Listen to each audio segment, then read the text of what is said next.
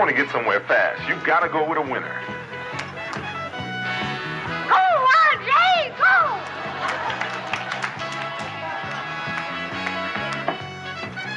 Look, I want to get somewhere fast. Where's my keys? What's your name, sir? Simpson, O.J. Simpson. Look, I called ahead and had my reservation confirmed. Let me see. Simpson. Oh, I'm sorry, sir. Your car was given to Walter Payton. But I had it reserved. Yes, but he had a better season. We also have to go with a winner.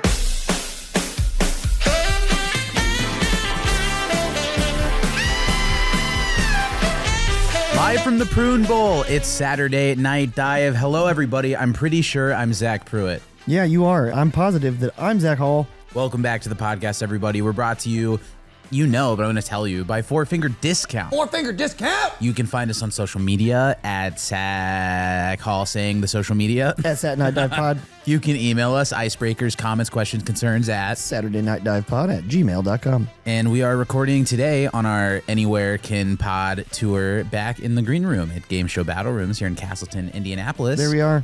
Late in the evening for a little Saturday Night Dive after dark. We're doing this still earlier than when an episode of SNL starts, but truly in Saturday night.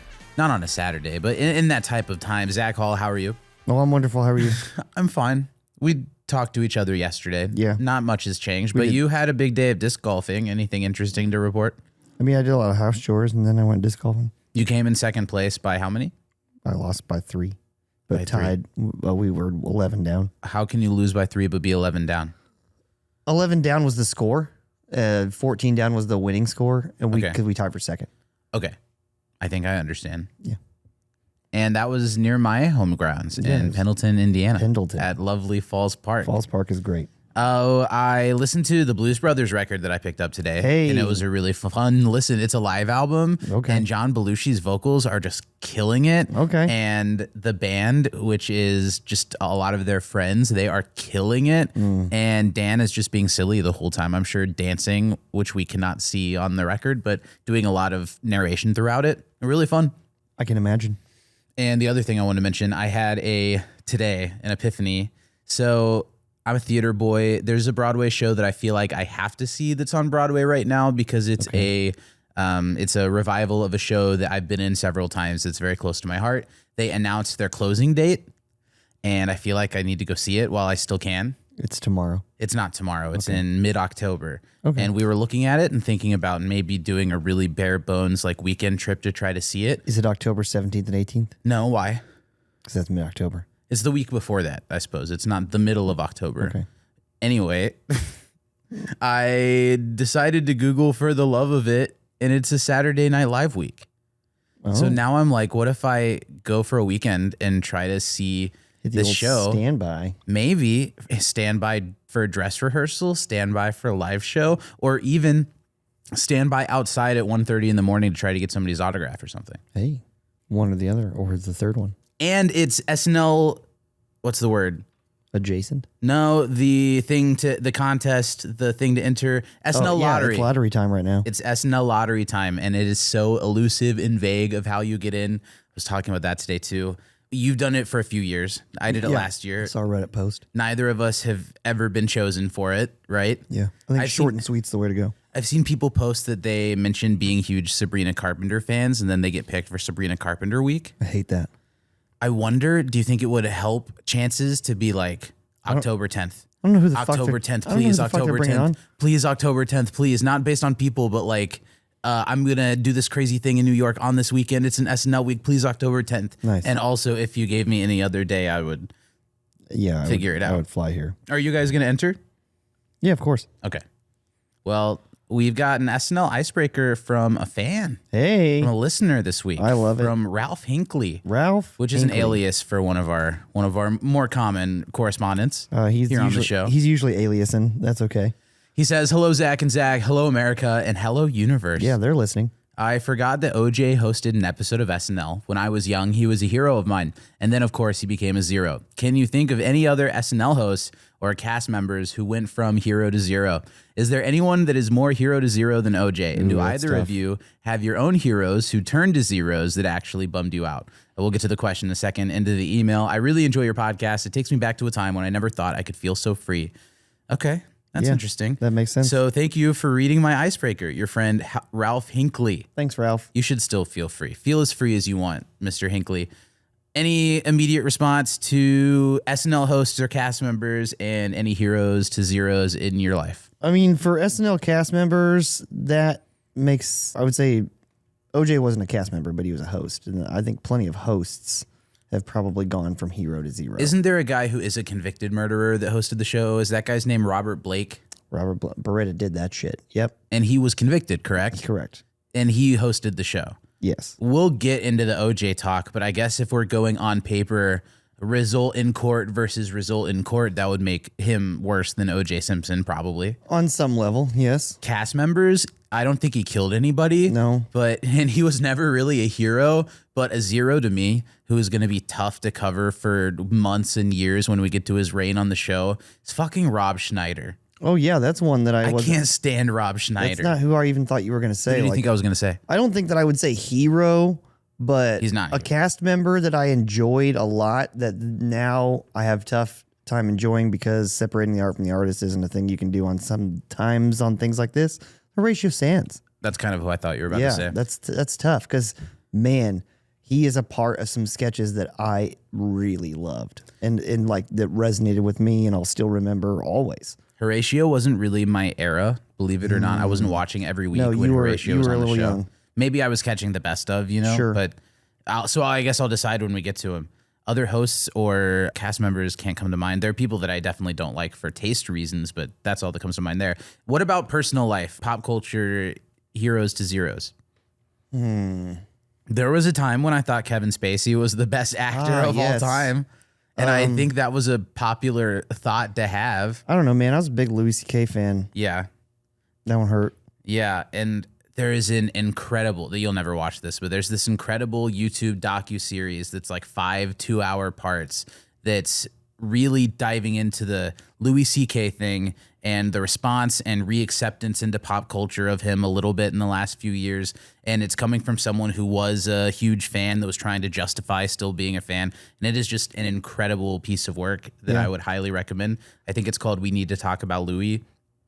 But it's just tough because even in that's a situation where it's a more extreme example, but like even, which sucks to even say this is mild, but like milder examples are just, it's almost like you can't be a famous person and not cheat on your spouse, which is dumb because you can, because plenty of them have. Plenty of them do. Plenty of them have been fine in their marriage and not cheated on their spouse, but like it's so prevalent amongst famous people and it's so frustrating because it's like, no, I like this person so much. Why did they cheat on their spouse like an asshole?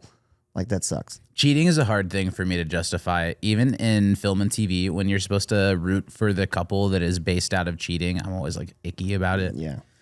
Well, let's see. And then also Bill Cosby. Like these are names that names that in Hollywood everybody kind of knew for a long time before everybody knew, right? Hannibal Buress was making jokes about Bill Cosby before he was going to trial and being called out. Sure. However, to the everyman person, people like Bill Cosby were a decade away from dying a comedy hero and legend and having like statues built of him and stuff. And now he's going to be icky guy who got out of jail when maybe he shouldn't have forever. I think that I have acknowledged on the pod many a time that a lot of my total comedic sensibilities come from growing up in my formative years being a big, big fan of Dave Chappelle.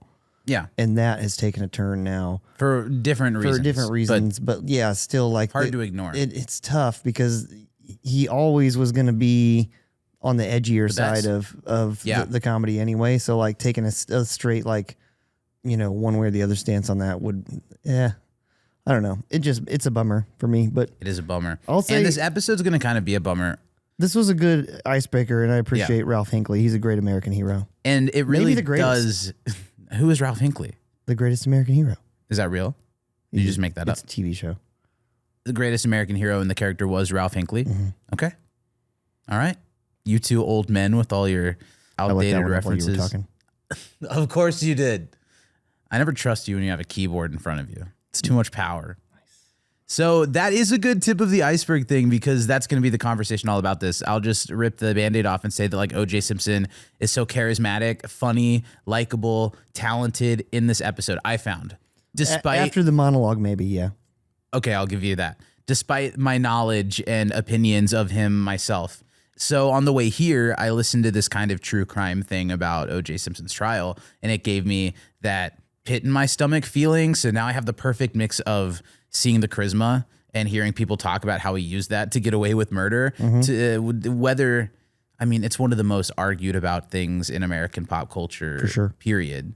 And nobody but the people who were there when it happens will ever know for sure what happened. So all we are idiots with our own opinion on a thing that we weren't there for, no matter how clear it may feel, right? Yes, you are the moron who put a microphone in front of me. That is true. And what are you going to say? No, I mean, I grew up with this. My grandma watched this trial very closely. Okay. And I lived with her at the time. And How old would you have been? This is like 94? 94, I was 9. Okay. So did you kind of not totally cop why it was? Did you No, know I was definitely paying attention. I mean, OJ, when did OJ stop playing football professionally? I would have to look Before that you were information. born or when I you were mean, very young? Probably when I was very young.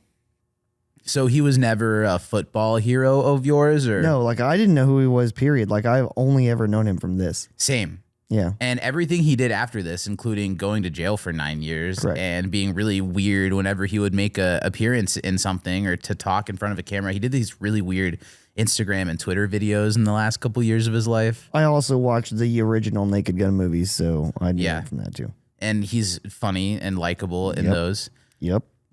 Anyway, it's very complicated. And with all that complication, we're going to get into this episode. Tell us about it. It originally aired on February 25th, 1978. Also on that night, CBS aired The Jeffersons, Maude and Kojak. Ooh, truncated lineup. ABC aired What's Happening, Operation Petticoat, The Love Boat, and Fantasy Island. Our home network, NBC, aired The Bionic Woman and Columbo. No, you don't call you Okay. don't. Come on, Peter. All right. I'm sorry. The number one film at the box office was Saturday Night Fever. I'm going to watch it. I didn't watch Still. it for today, but I will. And the number one album on the Yeah. Billboard chart was still the soundtrack to Saturday Night Fever. This thing is fucking massive It is right now. It's taking huge. hold of America like Deep Throat.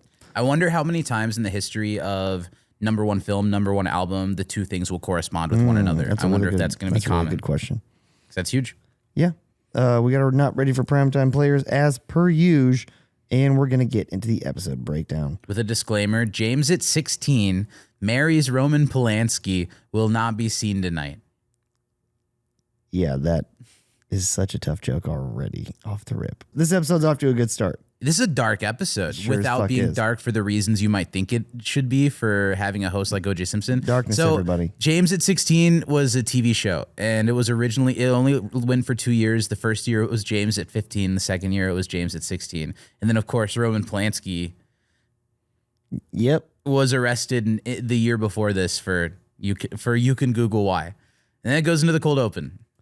And Gilda answers audience questions. Gilda Radner stands there and answers questions from the audience about what happens when SNL is out of cold open ideas. This was a fun meta thing to do, and I'm glad they chose Gilda. It's a very lazy cold open. Very, very That lazy. is just telling you it's a lazy cold open. And super fun about it. Super fun. And Gilda, capital G and all the rest of the letters, is why this works. As soon as she comes out on the screen, you can tell that the audience just cheered for her because the first thing she says is, okay, now. Yeah. Because the cameras come on and nobody's clapping and she needs it to start off the show. And it's just this adorable moment where she leads the audience to like, okay, now clap for me. And then they do. And it's another massive applause. It was a really sweet and warm moment to kick off the cold open. And then, yeah, the bit is funny. All of the questions being from somebody named Kevin. True. All of the questions being about not having ideas for the cold open. And everyone in the audience being named Kevin. Yeah. I picture in my head before the show, Gilda explaining to the crowd, okay, here's what's going to happen. Sure. At some point, I'm going to say this and I need all of you to stand up. So even looking in her eyes, I feel like in that moment, she's kind of like nodding at the crowd a little bit like you did your job. She has them in the palm of her hand. And me too. Yeah. All these Always. years later. Always. Yeah, this is really funny. What else? I don't know. She gets to say the line, so it's all good. Like this is a fun cold open for me. I've got no major notes. I love the line, a question of, well, are all of these questions really coming from us, the audience, or the writers? The next question is from Kevin Crack of Brooklyn. And Kevin asks, are these questions really written by us, the audience, or are they written by the writers? Kevin, I hope you're not disappointed, but the writers wrote the questions. Okay? Oh, and this one is from someone who signs his name just Kevin. Where are you sitting, Kevin? Where are you?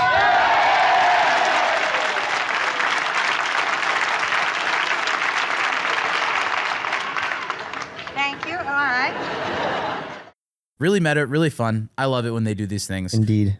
And then it's the opening montage. Yeah. And it's a little different. Did Just you a little. clock it? Yeah.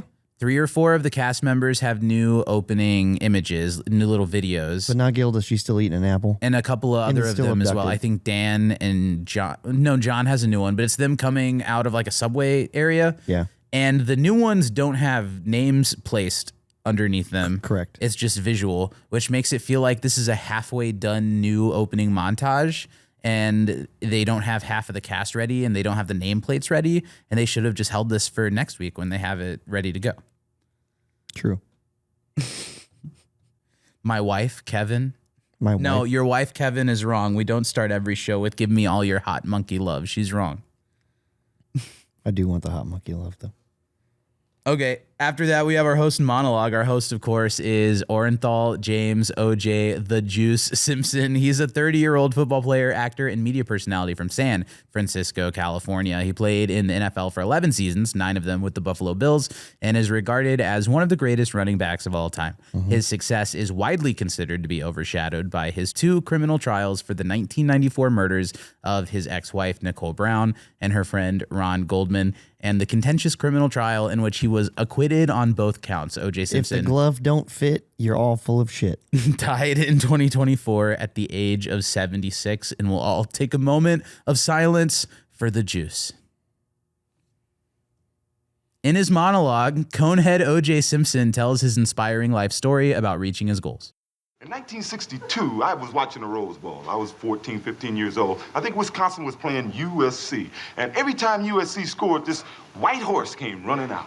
Jack, they had a Trojan warrior on the top of it, and he had this sword, and I was saying, hey, man, now that's the school I wanted to go to. Well, at the end of the year, we're playing in a bowl game, a bowl called the Prune Bowl. San Francisco City College, seriously, San Francisco City College was playing Long Beach College, and it was played in San Jose for the state championship of junior college. And after the game, I was player of the game. I had a big game, a lot of touchdowns and everything. This guy came up and he said, OJ, I'm Jim Stanglin. I'm the coach at USC. Son, how would you like to be a Trojan? I heard trumpets go off in my head.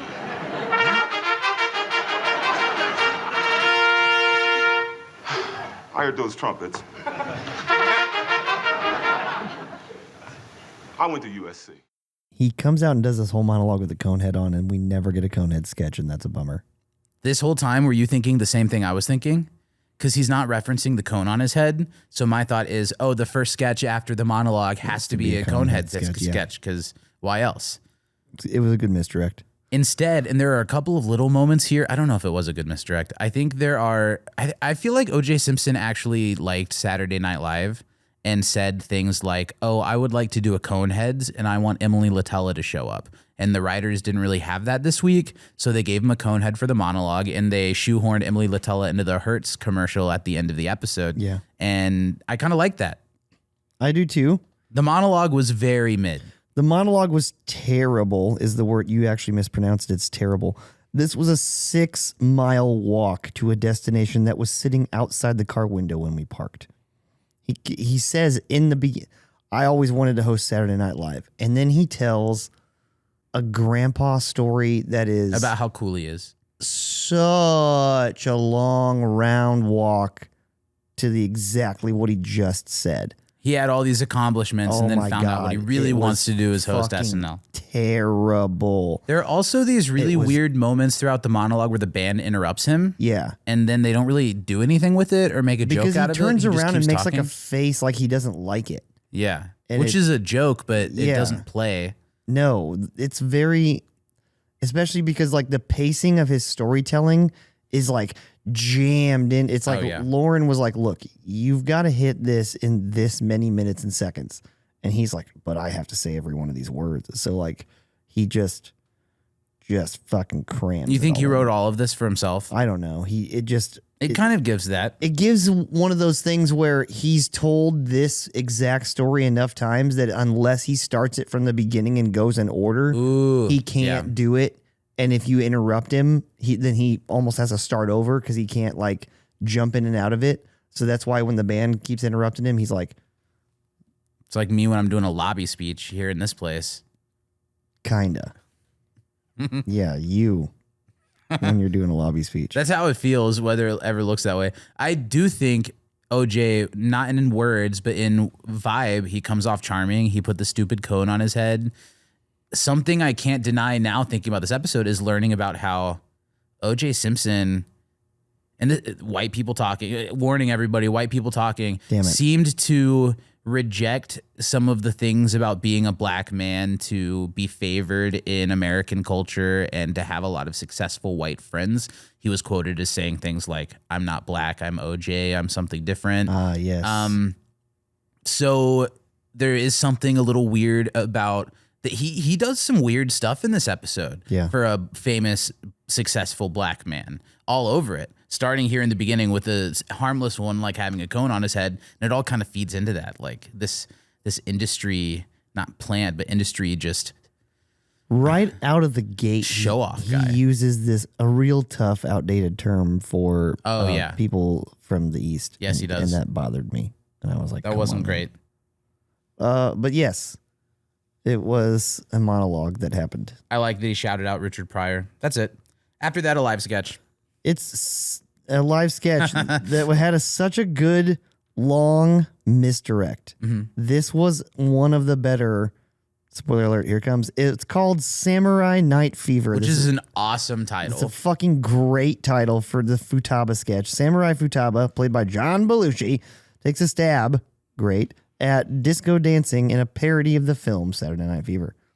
I wonder if the family dinner and arguing over spaghetti in the beginning is specific to Saturday Night Fever. So maybe if you had just seen that movie in the theater that week, you would get the reference. Yeah, I don't know. And having like Zach was kicking himself for not watching Saturday Night Fever this week, and like now you are like, oh, I'm gonna go and watch it. Not something I ever would have thought before starting this podcast. I will never watch Saturday Night Fever. Okay. So, but this was probably the best Futaba bit by a lot of metrics. It's the most different misdirect for sure. Yeah, we got Bill as the dad, Jane as the mom, and Lorraine in a really funny bit as the old Italian grandma arguing over spaghetti dinner. Their derelict son who just wants to dance is upstairs. They eventually call him down to have dinner, and when we cut to his room, well, the first thing you see is a huge poster of John Travolta, who was supposed to host the show last week before Chevy Chase ended up getting the job. So maybe that's even an inside baseball, like, putting kind of like taunting John Travolta for thinking he's too good for the show. I like that. And there's also a framed picture of OJ Simpson as a priest on his table, which is there for storytelling reasons, but it adds to the silly visual. He's in it. And then it's Samurai Futaba who is playing the John Travolta Saturday Night Fever Tony character here. And this is nice because he's not using the like Asian accent mumble this time. Now it's more of like an Italian accent mumble. Yeah, like not even an Italian. It's a John Travolta still also doing the Asian grumbling at the same time. Kinda. It's John Travolta, Guido. It's it's pretty fun. Oh, come on. Hey. You don't talk about Joe like that. You're so jealous of your brother. He studied to make something of himself, Buster. He had a goal. Not like you. Joe's more than just a priest, you know. He makes your mom and me real proud, I'll tell you that. Why you can't be like Joe, I don't know. Look at your hair. Look at your hair. Come on here, huh? Come on here. What's on my hair, huh? What's on my hair? Yeah, what's do what? Hey, what's on my hair? What's on my hair? What's on my hair? Yeah, well, you got tomato sauce on your face. And even still, through this, you hear Futaba and everything that he says from everything we've heard of him. And you understand what he's saying. Like, don't touch my hair. Leave me alone. You guys, do you want to go dancing with me? I got to shout out to John because the massive massive bite of spaghetti that he takes. The first And one. meatball. He keeps going back. It's the spaghetti that he takes in. He is so It's a fucking lot. big. And he eats all of it It's to the end. hilarious. My wife gets so mad at me because I do that shit sometimes. And yeah, it's just, I got to shout it because he just keeps going. This has multiple sets and a lot of lively music. And Belushi gets a lot of physical comedy out of it. So, and also Lorraine is hilarious as the grandma. She is pretty funny. Oh, it's a phase. Yeah. You're right. I'm glad I wasn't the only person who was paying so much attention to them eating while they were talking and how much food they were putting in their face. He did it with chopsticks too. Like it was hilarious. He just picks it up with, I'm like, that's a oh my God. And he just all goes, it's so good. Something that must be a reference to the movie that I haven't seen. O.J. Simpson comes in as the more successful brother who's a priest, and he starts describing how he doesn't want to be a priest anymore as I don't want to be black anymore. And O.J. Simpson is a black man saying this. True. I'm wondering if this is a subplot in the film Saturday Night Fever, but with a white guy. And if in that film they use the phrase, I don't want to be black anymore, or are they just using that phrase to try to squeeze this race joke in? It was kind of a weird moment for me and kind of adds to my, like, why is OJ comfortable with some of this stuff? That does, yeah, that's a weird subplot. It is funny when they get to the club and Dan's like, you look different. And he says, I'm not black anymore. That was so quick It's one that of it my kind of favorite made me lines, laugh. though. Yeah. I almost used it as the final words. Did the green screen dance floor trip you out? Yes. I didn't understand it. I still kind of didn't when they cut to the green screen either. Yeah. Because I'm like, no, those people are physically there. What's with the chroma key stuff going on back there? And like, I'd be thinking, are all of them physically there? yeah, They like, have to be, right? What's happening here? What about That part did get when me. John as Futaba, as John Travolta, as Tony takes the dance floor and starts doing his flips and falls really hard onto his back in one moment and then takes the sword out? Did that get a laugh out of you? Yeah, man. He had a lot of good physical comedy in this one. John felt this was a with it John night. It was a pretty good night. After that, a bumper. Coming up next, remedial mind reading. Yeah, that's all. You're trying to do it right now. Tacos. Is that what I'm thinking of right now? Is it? It is now. Okay. I could go for tacos. After that, live sketch. Do you want to take it? Do you Go want ahead. me to take it? Go Okay. ahead. Great moments in sports. Babe Ruth, played by John Belushi. His broken promise to a dying child has real-world implications. It's a sketch that's narrated as an important moment in sports by O.J. Simpson as he eats Cracker Jacks. Yeah, O.J. Simpson in the leather chair doing They do these a lot. the intro. I thought OJ was a little bit better at this narrator role than a lot of people that are hosts that are kind of Okay. the non-actor hosts who get put in the show always get these roles. 'Cause usually this Juice like role- pulled some faces. It goes to like Jane or Dan. Jane, Dan. That one week it was Miskell Spillman. Miskell. Hey, babe. Could you do me a favor? Oh, no, I. Sure, kid. What can I do for you? Well, could you hit a home run just for me? Oh, come on, son. Mr. Ruth can't make promises like that. No, it's all right. I'll tell you what I do, kid. I'll knock one out of the park for you. You promise me you'll pull through. Is that a deal? It's a deal. It's a deal. What did you think of this? What did you think of the Babe Ruth story? Garrett as a dying child, John as a fat and drunk Babe Ruth. I kind of enjoyed John as Babe Ruth. Garrett was the MVP of this whole sketch, though. Like his overacting was actually like saving it. Kind of funny. Yeah, And adds to the kind of dark humor of this episode. and I will say the sub MVP, the subtle "you the real MVP" type thing is Bill as the baseball announcer. The Babe came up to bat again in the fourth inning. Holding a bat in his hand, he strode to the plate in his pigeon-toed, inimitable style. But quickly, the drunken, overweight idol had 2 strikes on him. An interesting story, sports fans. Before the game, the Babe told me that he promised a little boy who's dying in the hospital that he'd hit a home run for him today. I'm dying? Wind up in the pitch ups, and it won't be this time at bat as the Babe takes strike 3, and the score remains Indians 2 and the Yankees nothing. I'm dying. That is the moment of the sketch when he goes, I'm dying. Pretty good. And then That Bill, is a really funny slip. yeah. Then Bill just like hammers it home. It's pretty fun. It's a good The sketch itself like wasn't the greatest, and I didn't have a lot to pick apart about it, but it was still enjoyable to watch, and you kind of could see it coming. But I liked how much they stretched it out and about the length that it was. It's pretty good. Fun to follow the boy like ear to the radio as Babe Ruth fumbles chance after chance at a home run. And you have Jane and Dan as the doctor and nurse who are kind of cruel and doing things like, yeah, go ahead, call his parents in, bring the father over just in case. And this you got isn't looking Schiller good. as the father. Schiller as the father was fun because he would always like wait in that pause on the pitch. And then when it would not work out, he would go right back to telling his right speech. to another verse. He would like look for a verse. We got to fix this. And then Garrett, you mentioned how great he is, but the point when he's just like doing this gaping mouth like he's petrified, it's really funny, over the top, and dramatic.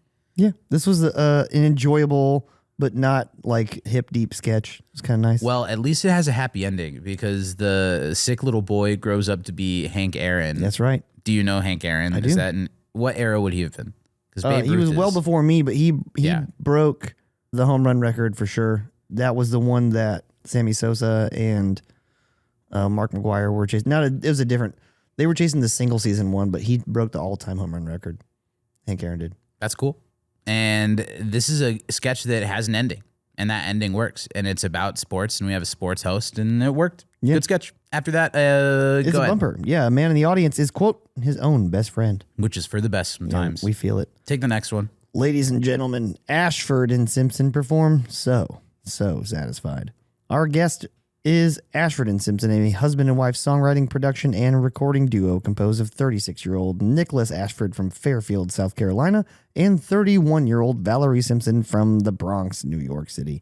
Hey, that's 2 weeks in a row we get someone from the Bronx. Woo! But unless it's Queens, woo! Right? No, Billy Joel's from the Bronx. They composed many hit songs, including Ain't No Mountain High Enough. Why the fuck didn't they do that song? That song's awesome.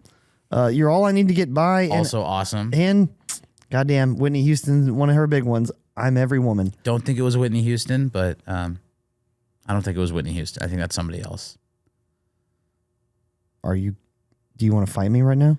I won't fight you, but I'll Google this one while you keep talking about Ashford and Simpson. They performed the song So Satisfied from their 1977 album. I feel like it's Chaka Khan or somebody. Satisfied. Goddamn. This one was... I'm sorry. I apologize, okay? There's a whole I'm sorry. fucking meme about it. I'm sorry. I was wrong, okay? I was wrong. I grew up in the 90s, you dumb I was wrong. Like you've ever been wrong. Never. Not on this show. New bird running through my veins. Looks like that clear day finally came. Feeling high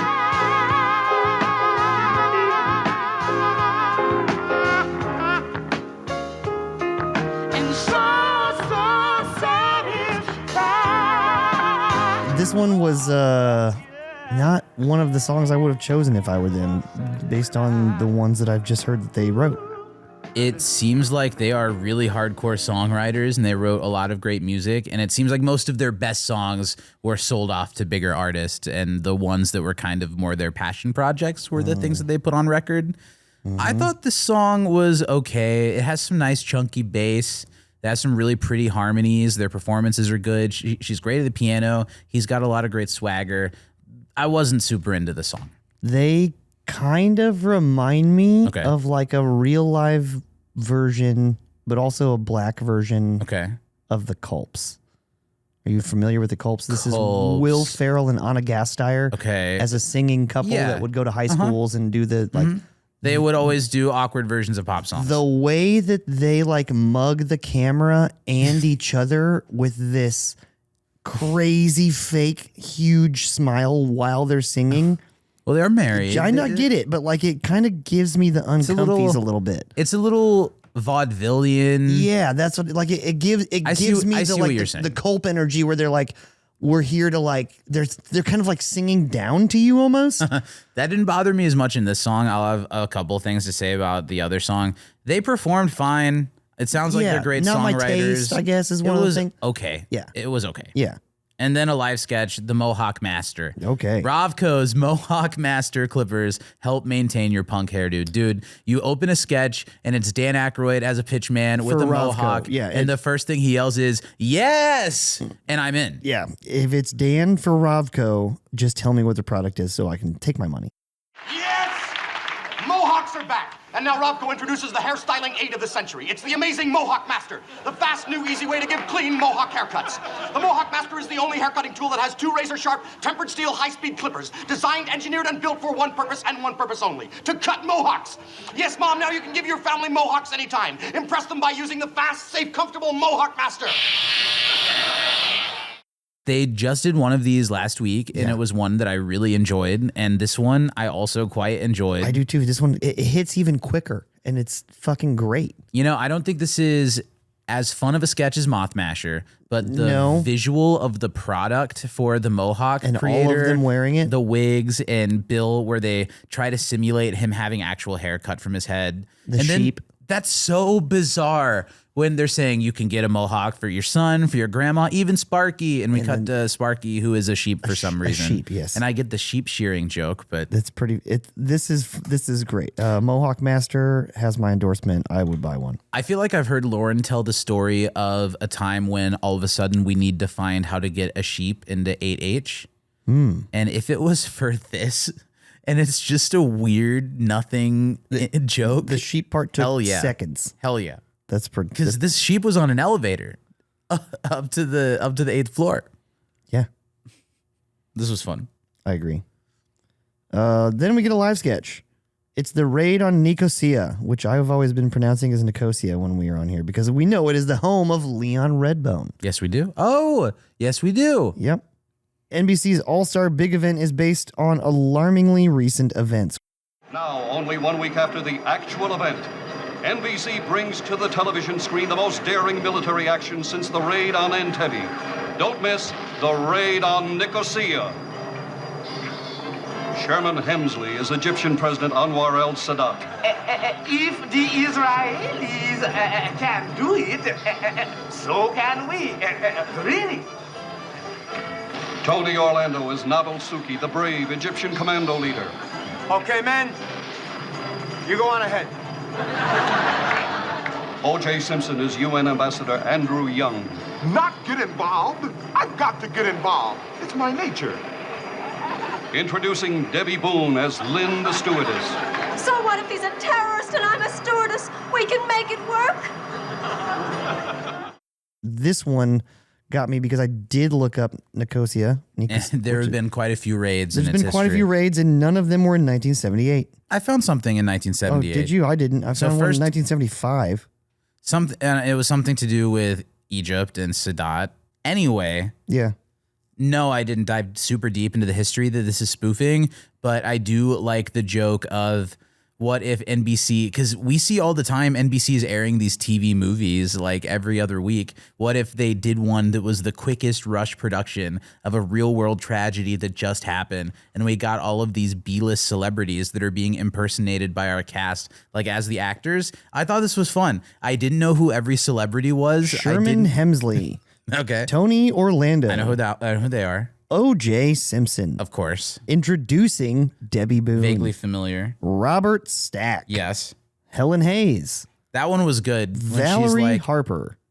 And Ed Asner. Actually, I thought John as Ed Asner was pretty good. Ed Asner, who, of course, I know is Mr. Potato Head in the Toy Story films. For sure. This was fun. I don't know the political reference. I don't know all of the celebrities to judge the impressions, but it reminds me of the audition tape sketches that they do now. Very much. And it's very of its time in a way that I like about this rushed into production TV movie. Yeah. I wasn't laughing off of recognition, but I enjoyed this sketch nonetheless. Same. We're kind of on the exact same level here. I did kind of look into a few of these celebrities, but there was nothing of note that would make it. I recognized most of their names, but I wasn't feeling the need to watch a little bit of each of them to get the impression. Audience seemed to really think that Dan's Robert Stack was pretty good. I want to know what's going on. I want to know now. Yeah, that was pretty funny. I liked Bill as Tony Orlando as a brave Egyptian leader, and then his line is just like, "Okay, guys, go ahead." It's fair, Bill. Anything else here? Blood, sex, high ratings? Blood, sex. High ratings. Then it's Weekend Update. Oh, yeah. Is this you or me? It's us. Aw. There's no intro this one. Yes, there is. There's no intro promo. Oh, there's no coming up on Weekend Update. Yeah. I wonder if that's just a for time thing and other weeks they'll do it, or if they just tried it and decided it didn't work out. It's possible. It kind of wasn't working if they took it away. The news this week is brought to you by Dorgmo. Golden shower beer. Danish beers. I kept going back. I don't watch these on Peacock. I heard beard over and over again and had no idea what this product was supposed to be. It's a beer that makes Do you watch so with much captions? more sense. No, because I use, I don't want to, I mean, producers of Saturday Night Live, if you're listening, I would never do this, but I have files of all of these episodes that I don't think have captions. Okay. Golden shower of Danish beers is a funny line. Yeah. They report the week's top stories like this former attorney general is furloughed from prison to recover from surgery. Kind of a funny joke where they imply that he's going to replace one body part at a time until there's two of him and he can go visit himself in prison. That's what I call the Johnny Cash principle.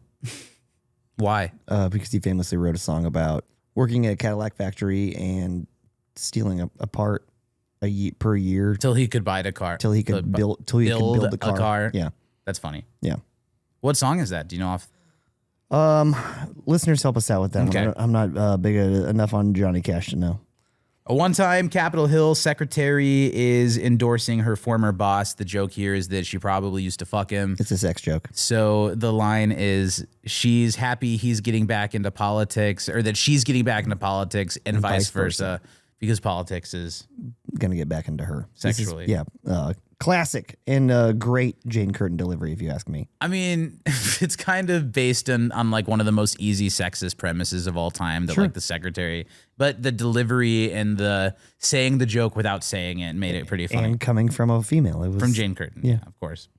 And then the state of Georgia changes its name to Charlene inexplicably. They gave no further information, and we respect it. Chosen names are important. Charlene. Never mind. You were so close to finishing It it. was Jolene, actually, but they didn't name her that. Musicologists. Is that a real word? It must be, because it didn't spell check correct. Sure. But musicologists discover a new intro to Beethoven's Moonlight Sonata. This fell very flat. Yeah, This did nothing in room. And I was kind of on the joke side for the start. I like when they do the cut to a live chalkboard. Yeah. And when they were rhythm counting out the real melody, but then the erase, I guess I wanted them to write something more live. The timing didn't work. The joke didn't work. And then there's another joke to button after it about recalling records, and the whole thing was kind of botched, and it was a lot of setup for very little payoff. Very much so. And I was on its side until I wasn't. Speaking of very little payoff, then we get Weekend Update correspondent Stargazer Bill Murray. Get out of here, you crazy kids. I mean, Bill Murray warns Oscar nominee Woody Allen, not to take the Orson Welles route. So, Woody, keep what you're doing. Keep doing what you're doing. But don't get a swelled head, huh? And do me a favor, grow up, would you? Grow up! Nobody's out to get you, Mr. Paranoid. Let's see you out on the town. Someplace besides Elaine's, too, all right? Okay, all right, yeah. I'm being rough, but you can take it, Woody. You can... Woody. All right, that's the Woodman I know. That's better. This was boring. Yeah, but the Woody, and when he pulled his lip and was like mugging, that made me laugh harder than anything he's done as this character. Just him being silly. I don't know if I would say this is boring. It didn't do a lot for me, but on an episode where we're talking about a problematic man who was once one of the most liked people in America, Woody Allen, maybe not one of the most liked people in America, but one of the most bankable comedy movie stars in America for a long period of time, who also became very hard to talk about. So here, the thing is, like, you just got nominated for these Oscars. Don't forget who you are. Slow your roll. Grow up a little. Don't end up like Orson Welles, who got fat. Now it's like, maybe things would have... Orson Welles got it off so much better than Woody Allen, who's become this reclusive child. Pariah. Yeah. Yeah. I don't know. It's just whenever Bill kicks into his, come on, get out of here. I mean, like, none of that is ever, like, doing enough for me to pump the jokes up enough, and the jokes are not ever there. There's the line about start showing your face more often, other than at, is it Eileen's house? Is that like who he was with at the time? Is that a reference to me? And he's like, I'm sorry, I'm being tough on you. I did love the Woody. I figured you might. And then the line, I figured you would. I like the line, Jane Curtin, you shacked up with Woody a couple of times, so you probably care about this. And she's like, yep. Yep. For sure. What's next? I just did that one. Okay. The identities of the Dutch Masters cigar box models are revealed at long last. It's the cast of Father Knows Best. Finally. I guess. President Carter enlists Shields and Yarnell, and we know who that is now. Yeah, Kids, we do. Keeping track at home. If you listen to your podcast, if you take your medicine every Monday morning like you should, you also know who Shields and Yarnell is. And I don't believe in dumbing things down for the audience, so I refuse to explain Shields and Yarnell to you again. Lots of mime jokes lately. They're gonna be Carter's new interpreters for foreign travel to save him any more embarrassing miscommunications when he's traveling the globe. Oh, yes. So they're taking words out of it entirely. They're just gonna talk through mime. I think it's a good idea. It's a great joke. Senator George McGovern and the New York Knickerbockers coach celebrates the team's recent success. This is a picture joke that made me want some ribs, and then they said it's the leg of his best player. Yep. Earl Monroe. But I also want some ribs. And then we get a weekend update correspondent. It's Lorraine Newman. She becomes the first woman reporter ever to set foot in the all-male locker room of a professional football team to interview a naked O.J. Simpson. Jane, I swear I've never seen anything like this before. I don't really have any questions prepared, O.J., but how long do you think you'll continue to play the game? Well, Jane, Lorraine, I'm not quite ready to quit now. I really plan on having about a 10 to 12-year career. That's odd. I would have guessed more about 11 to 12. Well, maybe I will if my knees hold up. This bit was great. It was so much fun. Lorraine is just great because she's spent 3 years now building up the persona that she's the cast member who loves to get fucked. Yeah. So, and she's looking to fuck. Yeah. When she can. Super fun. Both Lorraine and O.J. Simpson are dripping with big dick energy. Yeah. And it makes this bit fun because it feels like they're on even footing, and Lorraine is as much of in control of O.J. as he is of her in the setting. Yeah. It's kind of sexy a little bit. Her line, this isn't a first for me, Jane, but it is for it might be a first for update, but it's not for me, Jane. Yeah. She's so confident. And then OJ like chewing gum and like looking dead in the camera while having his dick full out. It's good comedy acting. He did this shit pretty well, and he was charismatic at this time. The closing line of this one was also just fucking great, which was the I'm very excited to be here, and by the looks of it, OJ, so are you. Yeah. OJ calls Lorraine Jane at one point. He does, but then I think he quickly corrects himself. He does, which is the right thing to do. Just fix it and keep going. He doesn't say toy boat. Then the other good line is, how much longer do you think you have left in your career, OJ? And he's like, oh, I don't know, maybe another 10 or 11 years. And I'm like, I would have guessed 11 or 12. Yep. That's another great line. They're talking about his dick. Because she looks down right before she says it. Lorraine's performance here, phenomenal. And OJ is, for these I guess he kind of is an actor, but comparing to the acting performance of Fran Tarkenton. That's all we have so far. Who was great, but was much less of a presence. I think OJ. Remember Fran Tarkenton in that sketch? Wasn't he also trying to fuck Lorraine after a game? And they had that scene on bed, and then he would go talk to the coach John Belushi. Yeah, the steez is very different between these two gentlemen. Very, very much. I don't know. I had a good time with that one. Then weekend update: Jane Curtin, Dan Aykroyd. Heavy snowfall attracts confused out-of-town tourists in New York. This is a picture joke / cocaine joke. Nasal frostbite. Nasal frostbite. Because the picture is they're doing something to his nose, and they're talking about the heavy snow. And then we get a weekend update correspondent. It's Rosanna Dana. Rosanna Dana strays from dental hygiene to Woodstock in response to a viewer's letter. Rosanna Dana was eating a spare rib, and a little shred of it got cut right here. Well, I thought I was gonna die. I tried everything to get that shredded thing out of there. I tried to suck it out like this. And you know what? Then someone said to me, hey, Rosanna Dana, what's the matter? You got birds in your mouth? So then I tried tried a matchbook cover. But you know what? A part of the cardboard got caught in my teeth. So I tried a toothpick, and a piece of that broke off in there, too. So I got one of those special toothbrushes with the rubber thing at the end of it. You know, it kind of looks like a nipple. And then I start pushing the nipple in there, and then you know what happened? My gum started to bleed. So I said to myself, Roseanne, Dana, you better see a dentist. I like Roseanne Dana. Roseanne Dana is great. And Gilda really in a groove lately. And this character is so locked in. She takes her pretty good. The speeches have kind of cemented what the touchstones are from the beginning. Things like, I thought I was going to die. And things like, she said to me, Roseanne Dana. And she's found a way every time to make those phrases hit even harder and land even more than they did the last time. Jane yells at her. Yeah, she's like, what the hell are you talking about? It's always straying so far from whatever that was. It always makes me enjoy a catchphrase more when I didn't realize it was a catchphrase the first time I heard it or the second time I heard it. So then by the third time, I'm excited to hear what her dad used to say to her. I knew that It's Always Something was Roseanne Dana things. It's always something. The thing I like about this character is in the 3 minutes you see her, she has like 10 different things that she hits every time. And the situations that she comes out to talk about are so different every time and so specific, but yet she still lands all of the right Roseanne beats. I think I like this character even more than Emily Litella. Yeah, her cadence is great, and I think her pacing is also really awesome. I just like the idea of everywhere this woman goes in life that people are addressing her by her first and last name. Which is what I wish everybody would do to me. You do.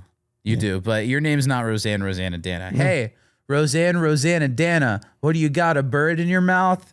It's just so much fun. Her story of all of the things being stacked up inside of her tooth. You know, she's got the meat, then she's got the matchbook, and then she's got the toothpick. So then she takes, the toothbrush that looks like it has a nipple. It's a journey. And then now my gum is bleeding. It's a journey. And it's funny, and it is gross every time. Yeah. And this time they changed up Jane's reaction. Instead of just being like, I'm going to hurl, she's just like, what are you talking about? Someone's got to stop this. Yeah. Yeah, I love it. I love Jane. I love Gilda. I love Roseanne. Just goes to show you, Jane. The whole runner at the end about not being a saliva person. That's some Larry David, Seinfeld, some real good observational people comedy, and it's true. It's so specific.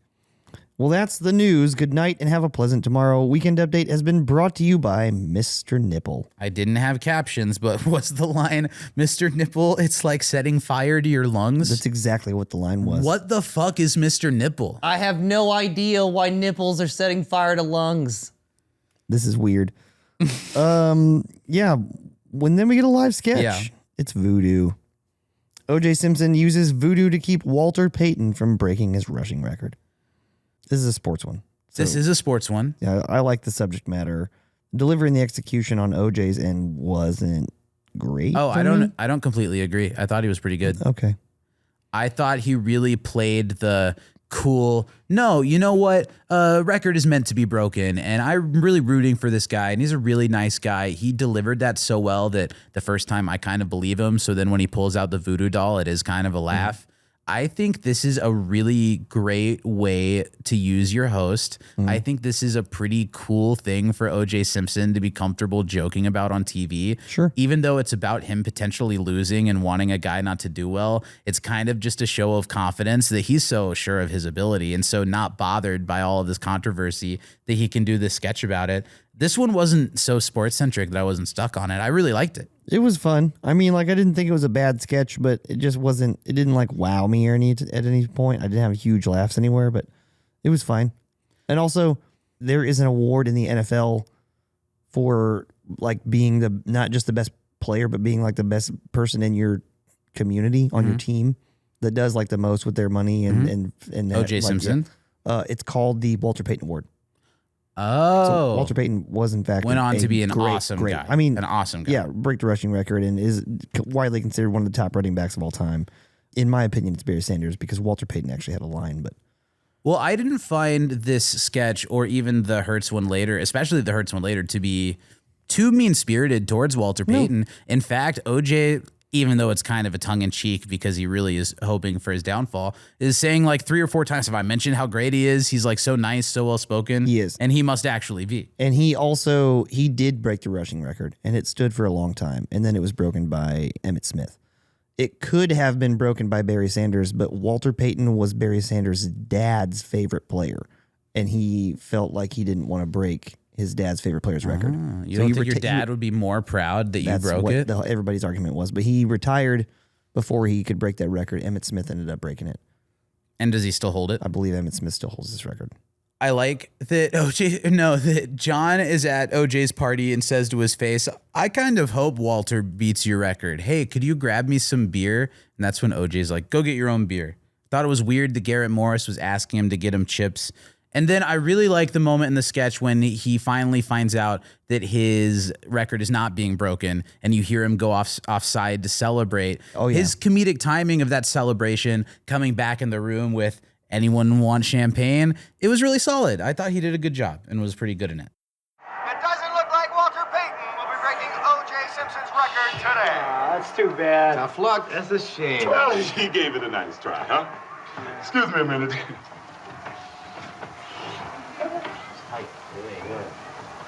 I'm number one! I'm number one!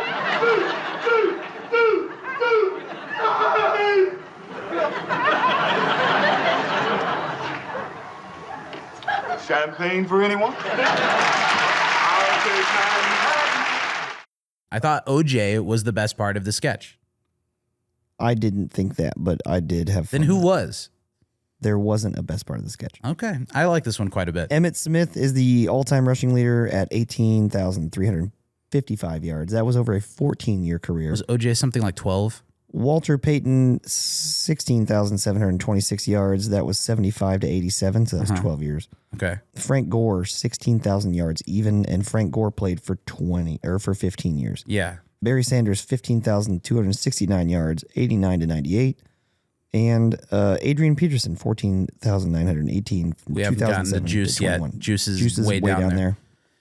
Is some of this unfair because it's based on how long these people play the game? It's not only based on how long they play the game, I think, but the game changed after a while to be a lot more pass heavy.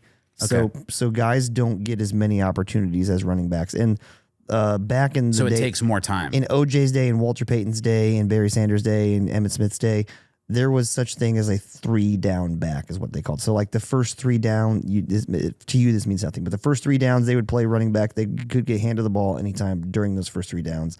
Okay. Now there's a lot of like, there's a guy who plays the first and second down, and there's a different guy who plays third down because they have different strengths and attributes and stuff like that. There's sometimes guys that running back by committee is a huge thing now. So where there's 2 or 3 guys that go in and do like a rotation, like it's just not the same as it used to be. You don't have a guy that you hand the ball to. And that 15, makes it 20 easier times to a break game. these records? It makes it harder, in my opinion. But yeah, the game's more pass heavy. There's a lot less running opportunities, so you're not going to have guys breaking Emmitt Smith's record anytime soon unless they play fucking 25, 30 years, which at that position, everybody's hitting you as hard as they can all the time.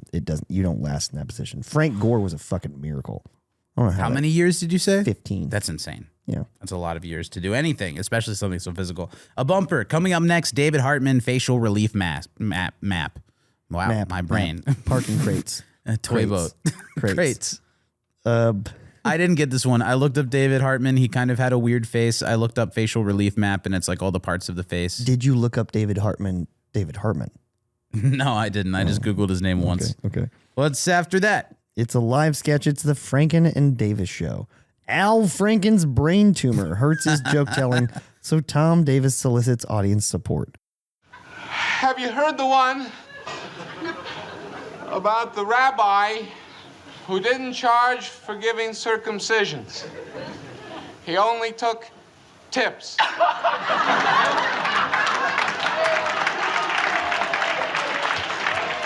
You're doing great.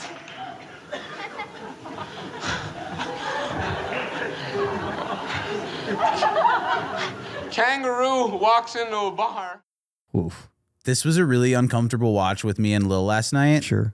Because Lil the whole time, And Lil is not always like wet blanket, stick in the mud. Sometimes I am and Lil's laughing, sometimes vice versa. This one, Lil was like frowning and shaking their head no the entire time. And then as it went on, I gave more into finding it really funny. And Tom Davis and Al Franken, most of the things they're saying to each other underneath the jokes, like put the water on my face. I know. You told me that you told me that a couple times already. Do you need more? It's so funny. It's so specific, and it's so well done by these two young comedians. I'm fully Franken and Davis coded now. They are very in tune with each other. And they're very good at it. This is an incredible opening joke, by the way. What was the opening joke? The joke about the rabbi? Yeah. And then he keeps coming back to it. All of those setups are good. Like the math of comedy, making the setup for the joke that never gets finished so long and so building, and then it never happens. And it's just the tip punchline. It's really good comedy writing. Every time he throws the sponge on him, like when he's like, just splash some water on me. I don't know what I expected, but it wasn't a big sponge. Like he needs, like he's dehydrated and his face needs to absorb moisture. I need some more. I also love how the very first thing that happens is that Tom accidentally bashes him in the head. He's got his bandage on his head. I'm so glad you found this funny too. Obviously, okay, I'll turn this around to get dark. The first relationship I had in high school, the first love of my life, the person I lost my virginity to, her stepdad died of brain cancer while we were together. Ouch. And I was there to see this super intelligent person who had written novels, who could speak several languages, who was so funny, not be able to speak, not be able to take care of himself, and then eventually be gone. I don't like that.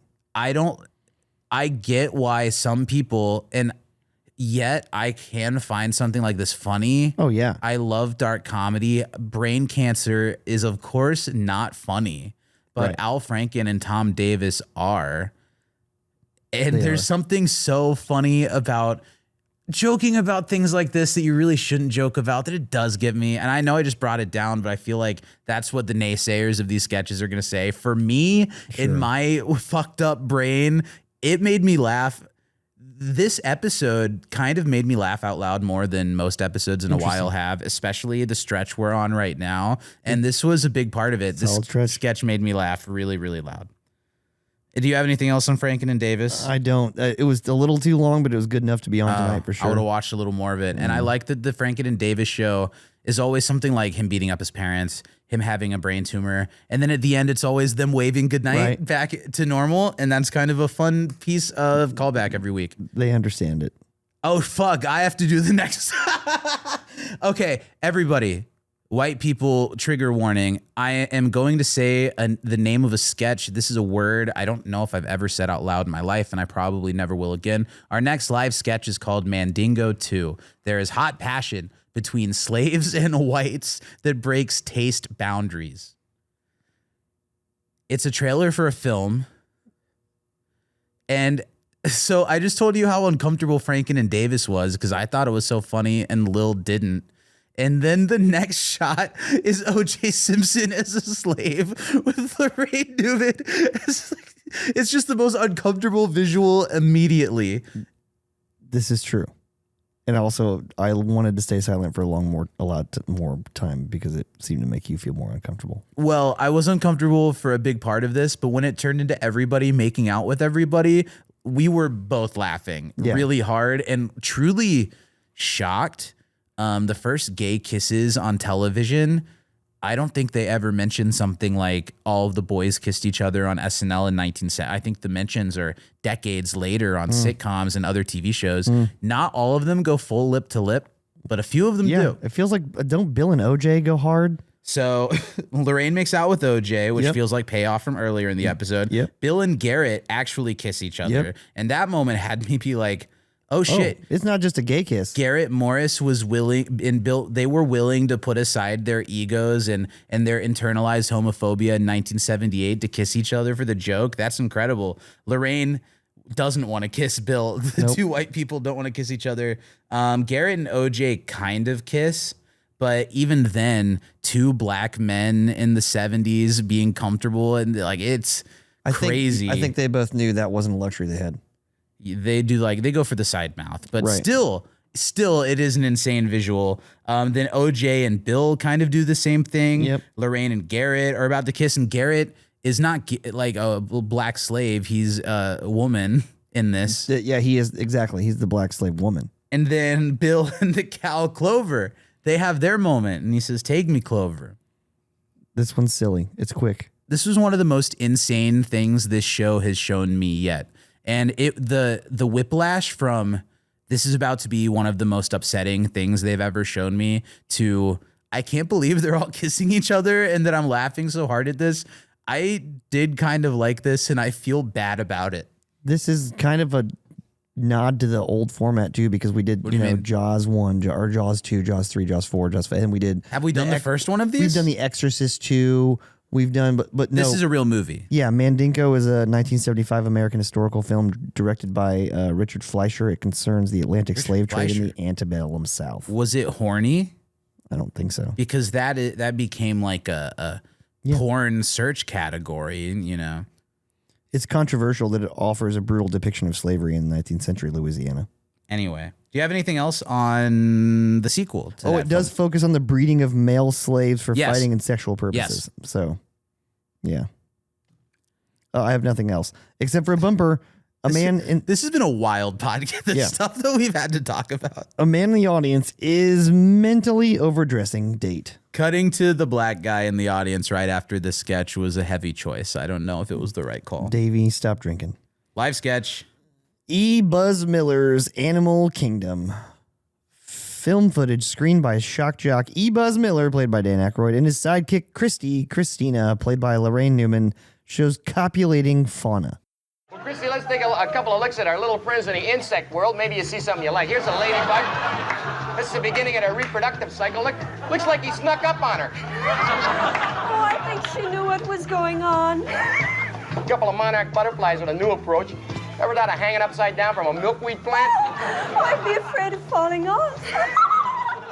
You wouldn't have to worry. There'd be plenty to hang on to. They did this a few weeks ago with art, and it was okay. Mm-hmm. It worked a lot better for me this time. Yeah, Christina was pretty funny. I think it might be one of my new favorite recurring Lorraine characters, not just because she's such a bombshell, but her like intense eyes looking back and forth, the weird things she says in response to normal questions. Yes. And of course, that The laugh. awful, unsettling laugh. It's the laugh reminds me of the Gary Weiss film we just watched last week. A little bit. Yeah. And Dan, of course, is great as this sleazeball guy. And this sketch idea is such a good way to just be like, fuck you, the censors. We're allowed to show fucking if it's ladybugs and shit. Ladybugs, and we're going to make going it at like this sleazeball porny show. I'm going to call it ladybug style now instead of doggy style. There's some good lines in this one. There's the like, they're upside down hanging from a milkweed plant. I might try that. I'd be scared I'd fall off. Oh, don't worry, honey. There'd be plenty to hang on to. That's pretty funny. Talking about the worm section is gross and funny. The worm section is gross and funny. That one has herpes. Yep, that's what it looks like, Christy. Then the way that the way that he'll be giving some scientific jargon about the worms, then be like, you know, they got these spikes, you know, and like he's still doing it in the sleazeball way. Is super funny. Honest to God, they're AC/DC. That made my non-binary partner laugh, so I think we're allowed to laugh at that. It was funny. I didn't understand why that was funny, but it was. I think he was trying to say not asexual, but some. I like AC/DC. You like AC/DC? No, I like the use of it right there. Yeah. I don't know about the Elton John one was maybe punching down a little bit, but whatever. Elton John can take it. And what do you think of that, Christy? I think it's disgusting. Yeah, this is fun. Take a cue from the Animal Kingdom. Have a good time yourself tonight. I wasn't expecting off of the first one this to be a recurring sketch that I would be excited to see. But if they do this again and they have a good reason to, unlike something like Bad Playwright, I would be happy to see it. I would see some more animals banging for this. Then a bumper. A woman in the audience is dangerous when entertained. And man, she kept the persona. She did not want to smile. She changes her face a couple of times and then keeps reacting. None of them were happy.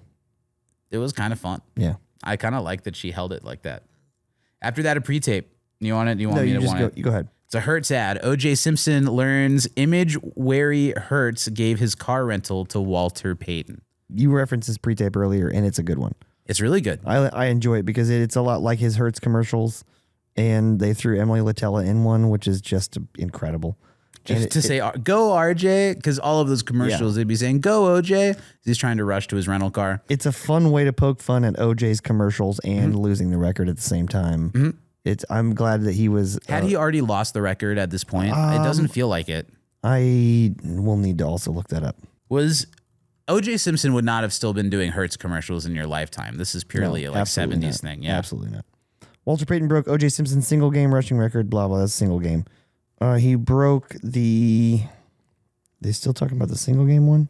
Ooh, 40 carries for 275 and a touchdown. That's a big ass game. That was on November 20th, 77. But Walter Payton never ever held the career all-time rushing record over O.J. Simpson, but rather broke Jim Brown's record in 1984. So not for a while. Yeah, I thought this was, and I hate that. Because I did like OJ in this episode and the way that he was using his image in this episode. And it was kind of cool of OJ to be willing to make fun of himself, to make fun of the commercials he's doing. Kind of cool of Hertz to maybe not have a problem with them doing this parody of their commercials because it looks, you're right, just like one of them. It could have easily been confused for them. In fact, I'm sure OJ Simpson Hertz commercials would have been playing during the commercial breaks for the OJ Simpson SNL episode. Easily. This is fun. I like it.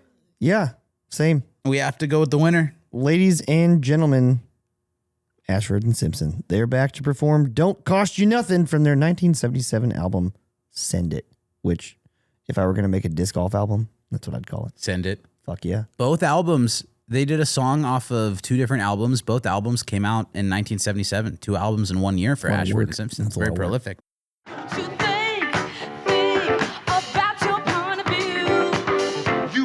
To get involved, no one's forcing you. Stop and listen to the voice. Good part of life, you always gotta joke. Don't cost you nothing. Take a chance as you go. Don't cost you nothing, no. If you like it, come back for more. Don't cost you nothing. Take a chance as you go. Don't cost you nothing.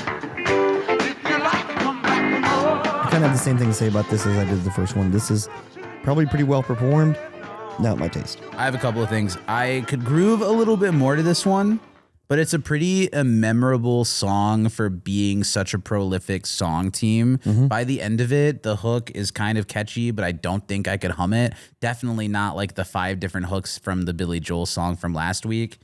The dancing was kind of a choice to not be playing instruments at all and to be doing this synchronized dance move for the chorus.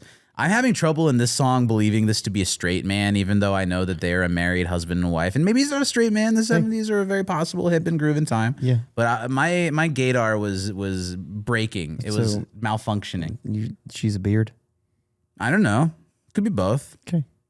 I'm just, the way he was hitting that choreography and the sass in his face, there's something, okay. Your dar. Okay. I'm not going to question your dar.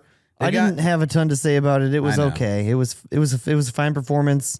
It may not have been for me. They've got some great vocal delivery. He does some nice some little voices. I think you and I should learn the chorus dance. Do it as a TikTok video. Maybe that'll be how we get virally famous. That's what if we recreate the Ashford and Simpson Don't Cost You Nothing dance.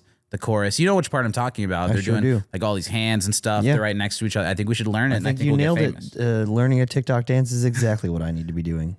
I think if we both send in that video as our entry to the SNL lottery, it will be made sure that we never find our way into that building. Banned for life. The drummer had a tight groove. The song grew on me a little, but again, will say, I like not enough to remember. The shot of the drummer from the microphone area, tight. It's locked in. Super cool. But yeah, live sketch is next. It's Celebrity Battle of the Sexes. And Races. Yeah, and races. Black men, O.J. Simpson and Leon Spinks, played by Garrett Morris, easily beat white women Marie Osmond, played by Gilda Radner, and Sandy Duncan, played by Lorraine Newman, in a network TV showdown. This episode is full of dark comedy, out there things that maybe shouldn't be made fun of being made fun of. Many of them made me laugh. I thought this was awful. You didn't enjoy this one. Did you like this?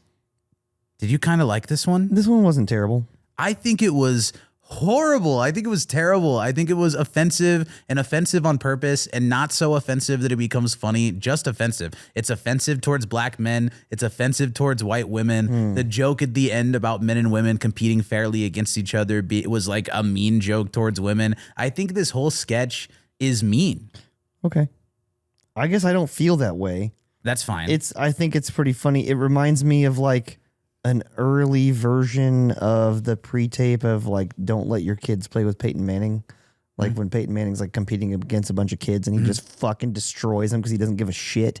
Like it's kind of the black guys just beating the white women just kind of gives me that same energy. And because the specific white women are these celebrities that are very not physical, not athletic. Yeah. And honestly, I'll also reference maybe that I probably have also maybe referenced before on the pod, an episode of Letterkenny, this great scene where the coach in Letterkenny, the man who's famous for constantly saying, fucking embarrassing. Yep. He references that he watches the Olympics, not just some of the Olympics, every single one of the events. Like essentially the breakdown of the scene is that this whole saying men and women can, or women can do the same things men can do, it's not true. It's just objectively. You always get really intense when you make this point. Objectively untrue, because the numbers have no feelings and they don't lie. That we have historical data for decades and decades and decades and decades, folks. So women cannot do the same thing. Some women can beat some men at some things. Sure. No, women cannot do what men can do. Yeah, they can't. They can't come and then fall asleep 5 minutes later. Physically, it's for the best that women can't do what men do. Athletic events, they're not going to be able to compete. Whatever. I think it's kind of whether there's truth to the opinion or not. I don't know numbers. I don't know facts. So I'm not going to like be able to have any kind of educated opinion. I do think it's a weird hill to die on. Sure. And I'm still alive. And that's fair for now. And I do think it's an unfunny premise for a sketch. Okay. And the fact that it is not just men versus women, or especially like super athletic man versus like puny child. Right. Something about black guys versus white girls. And then especially like when we get into all of the events that they're doing, and it leads up to spear chucking being the big one. And then the prize that they're fighting for is like this purple pimp mobile and outfit. The spear chucking line definitely. This is like a racist, hateful sketch. I'm not saying that I think any differently of you for not having the same opinion, but this one was tough for me to enjoy. There was, some of those tones, I guess the spear chucking line, I hadn't remembered or written down. So now that you mentioned that was pretty tough to take. The men versus women thing did not affect me. I'll give you the tug of war and the women just falling immediately into the mud, and then Lorraine being like, no, we told you we wouldn't win. We told you that. Right. That part's kind of funny, but it's there's a lot of yuck in this sketch for me. This is, I wrote my last sentence in my notes. This is one of the more problematic sketches I think the show has done yet. And it's in the same episode as a sketch called Mandingo 2. True. Which you loved. It's crazy. I wouldn't say I loved it, but I have said it more times than I expected to. Yes. Anything else on the sketch? I don't mind you sharing a more positive opinion on the sketch if there are other moments that made you laugh. I mean, I just want to clarify from earlier, I watch a lot of women's sports, and I'm for a lot of women's sports. I'm not trying to call you a bad guy. Yeah, I just don't think that the overall women can do anything men can do is true. It's not. But I still think there are plenty of incredible women athletes, and I think there are, and they also so many things that women can do that men can't do. Yes, exactly. So let's just stop comparing and enjoy it, right? Okay. Yeah. No, I like you sharing your opinions and me sharing my opinions. We don't have to agree, and we almost never do. We don't have to be educated on the things we're arguing about. I know nothing. You know a lot. I'll give you that. You know a lot. Then there's a host portrait. O.J. Simpson gives a wink at the camera. It's a cute, silly picture. And then we get good nights. OJ and the cast say goodnight while only joking Pardo takes us out. This is such a nothing good nights after one of the weirdest and most important ones last week. But Gilda and Lorraine are covered in dirt and hugging all up on OJ. So that's where most of my attention was for these particular good nights. Okay. John seemed like he was in a good mood. He was doing a lot of hamming and like waving and smiling to the crowd. He and Juice share a moment, which I know makes you always think the moment is like, hey, you still want to do that bump after the show? Come on, you still come to my dressing room after the cameras, after all these people leave? Probably. And then him saying, I'm OJ Pardo. The OJ is for only joking. It's such a dad, stupid, lame joke in the best way possible to close out the episode. Pardo's the best. He is. Speaking of closing out the episode. Yeah. Let's close it out. Oh. Yeah, okay. Host thumbs up, thumbs down. I'm going to go sideways up. I am going to give OJ Simpson. I'm going to give OJ Simpson a thumbs up. I knew you would do it. Because I thought he was so hard to say that though. It is tough. Please now on record. Don't clip that. Don't like put that on any. Zach, when we're competing for that job we both want, please don't clip this. I'm sending it to Jordan tonight. Future employers. I don't care. I tend to believe that OJ Simpson probably is a murderer. And definitely. So you're saying he killed this episode? Is a social pariah. Yeah, I would say in this episode in 1978, when he hadn't done any of that stuff yet, and he was one of the most liked people, I think he used that in awesome ways in this episode. I thought he brought great energy. I thought he was actually quite funny and had good chemistry with pretty much everybody on the cast. So Zach Pruitt says OJ killed it. OJ, last week we kind of brought up the point that if OJ killed these people, but he was a black man in the 90s that got away with murder because white people liked him too much. Crazy. That's I'll amazing. give that a thumbs up too. That's right? amazing. Not the murder. Murder's bad. Those people should still be alive. It is not worth the loss of those two people. Same. But OJ Simpson, there will only be one. He is a one of a kind enigma pop culture persona. In bad ways and in very notorious ways as well. Musical guest, thumbs up, thumbs down. Apparently he played football too. I just learned that today. Musical guest, I'm going to give a sideways. Yeah, sideways. I don't think the songs were bad or the performances were bad, but they didn't stir me. Just wasn't me. Best sketch of the night. Mohawk Master. Did you write down the one that I went on a soapbox about at the end of the night? No. I am going to go with voodoo. I thought that one was a lot better than you did. Okay.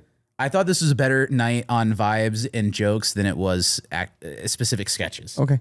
Who's the MVP? Weirdly for me, I enjoyed Bill Murray this episode. Oh, tell me a little why. Definitely the announcer of the baseball thing. Yeah. The dad in the Futaba sketch, he was real fun as. I didn't particularly enjoy his weekend update correspondent, but he got the time. And the crowd seemed to enjoy it. So you can't really hate him for that. I don't know. I just thought wherever I saw Bill, I kind of enjoyed him. And Bill doesn't get a lot of swings at the MVP, so today he does. Okay. I was between John and Lorraine, who I think both had really good episodes. Lorraine, I gave last week's over Gilda somehow. Then as I went back through the episode and I was clocking each sketch, I think it is pretty easily Lorraine. I mean, her weekend update correspondent, her as the grandmother in the opening sketch. Even she's probably my favorite part of that last sketch that I hated so much. She has great moments all over this episode. It was a really, really good Lorraine. Oh, and Christina. She's awesome. It's easily Lorraine for me this week. What's the overall episode rating? I'm going to go 6.5. Oh, I'm higher than you. I am a 7.5. 7.5. You're a full point higher than me. I said 7.5. I'll give it a full point higher than you. Okay. I thought the vibes were right. I thought the jokes were funny. I think season 3 has been a good season of Saturday Night Live. Yeah. I could, you know what? You want me to 6.75? 6.7. 6.75. With next week, musician Art Garfunkel hosts the show with musical guest Stephen Bishop in an episode that originally aired on March 11th, 1978. Art Garfunkel hosting SNL doing sketches. It's going to be very interesting. Not doing the musical guest. I wonder if he'll do anything musical at all. Maybe featured. Was he in a film in 1978 possibly? I he think did do some acting. I think it's possible. I mean, the only time he did something funny on SNL was when he took Charles Grodin's wig away. Yeah. And he looked like uncomfortable and pissed to be there. I have trouble. I mean, Paul Simon's kind of a serious dude, but I have trouble thinking that Art Garfunkel will be particularly funny. Well, we shall see. You know what I want to say before we totally close this out? Yeah, let's say it. I had a thought today that I wasn't expecting to have, but I think I've officially reached the point where when we finish the first 5 seasons, I'm going to be a little bit sad to lose this original cast. Yeah. And when we started this podcast, I know you especially did, but I did not feel like that was going to happen. I felt too that the first 5 were going to be a drag, and sometimes they are. I mean, Battle of the Sexes and Races are awful, but these 7 cast members have taken such a big part of my heart and mind over this project we're doing. They shaped the show. I'm officially like, I'm in. I'm never going to say the show was best when Chevy Chase was on the show. Absolutely never. I don't think when we finish the show, I'll pinpoint this as the best cast of all time, but maybe the most iconic. They definitely, they shaped the show. All right, let's say some goodnights. I want to thank everybody here at Game Show Battle Rooms. I love this place with all my heart. Same. I love this job, and I like that we get to record the podcast here Thanks, once in Jordan. a while. Thanks, Steven, for letting us. I had 8 shows in 2 days, and 7 of them were in 1 day. And they were fun? They were super good. And you want to come back and do more? Me and Wes had a good time. I want to thank 4-Finger Discount. 4-Finger Discount. I want to thank Lil Shaker. Lil Shaker. You know what? I'll throw a thank you to Jenna Ray Tucker for letting us record in her home while she was also trying to live in her home the other day. And that was kind. Thanks for letting me out to go do this whenever I need to go do this. I want to shout out some local Indianapolis music, the band Tile, great ambient stuff. Rusty Redenbacher, an incredible local rapper who's been doing it for 30 plus years, who once lost a rap battle to Marshall Mathers. He is a local legend, and he is very, very talented. And also KOM Band, a young brother-sister duo who are writing some really great songs. Zach Hall, I want to thank you for being across the table from me. Yeah, I want to thank Ralph Hinckley for writing in pretty good icebreaker for us. We appreciate that. I want to thank Orenthal James Simpson. Oh, my. I'm just kidding. Okay. We got to close out this episode by telling you to follow us on social media, Sat Night Dive Pod, emailing us at Saturday Night Dive Pod at gmail.com. Send us icebreakers like Hinckley. We have a couple that we're going to throw out over the next few weeks. People have been sending in. I love hearing anything you guys have got to say. Keep up the comments. Keep up the everything. We love you guys. And I love that the episode ends with something that Zach Hall has taken the time to think of, which are his final words. Let's hear them, shall we? He only took tips.